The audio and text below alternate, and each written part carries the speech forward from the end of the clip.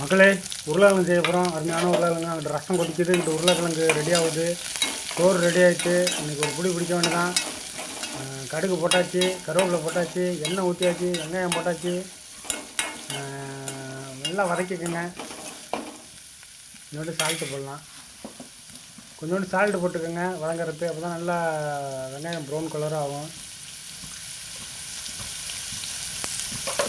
அடுப்பு கொஞ்சம் வேகமாகி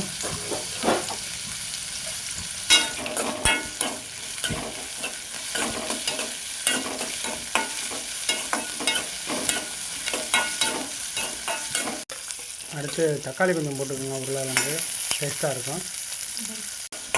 நல்லா அப்படி கிண்டுங்க. நல்லா வதக்கி விட்டுட்டு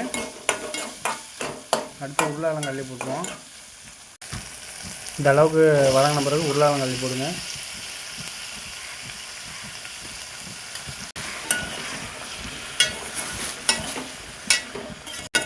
நல்லா அந்த ஸ்டேஜ் வந்த பிறகு லைட்டாக மஞ்சத்தூள், உப்பு போட்டுக்கோங்க. மேலாக தூள் உப்பு போட்டுக்கோங்க. போட்டோட ஒரு 2 வதக்க வைக்கணுங்க. ஏதோ வீடியோ போட்டுக்கிட்டு இருக்கோம். கொஞ்சம் இறக்க மனசு போட்டு சப்ஸ்கிரைப் பண்ணுங்கள், லைக் பண்ணுங்கள், கமெண்ட் பண்ணுங்கள். அடுத்தடுத்து வீடியோ ஃபுட்டு வீடியோ என்ன போடலான்னு பாருங்கள். எல்லாம் நான் செஞ்சு காட்டுறேன் எப்படி செய்கிறது என்னன்னு. இந்த ஸ்டேஜில் தேங்காய் அரைச்சி ஊற்றிக்கோங்க. நம்மள்கிட்ட சரியான கேமரா கிடையாது, எல்லாம் செல்லோட ஒர்க்கு தான். தேங்காய் ஊற்றிக்கோங்க. நல்லா அப்படி வந்த பிறகு தேங்காய் ஊற்றின பிறகு லைட்டாக மஞ்சத்தூள் போட்டுக்கோங்க.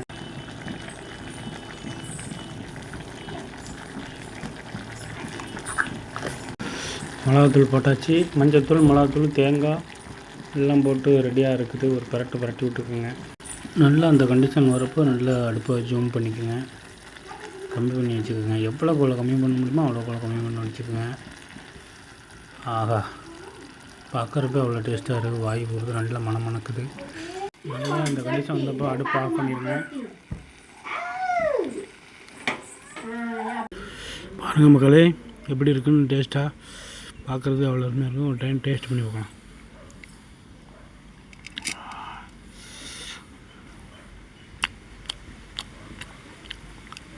அட்டா அப்போல்லாம் அருமையாக இருக்குது. இதே மட்டும் ஒரு டைம் ட்ரை பண்ணி பாருங்கள், செமையாக இருக்கும், டேஸ்ட்டாக இருக்கும். நம்ம சேனலை சப்ஸ்கிரைப் பண்ணுங்கள், லைக் பண்ணுங்கள், கமெண்ட் பண்ணுங்கள்.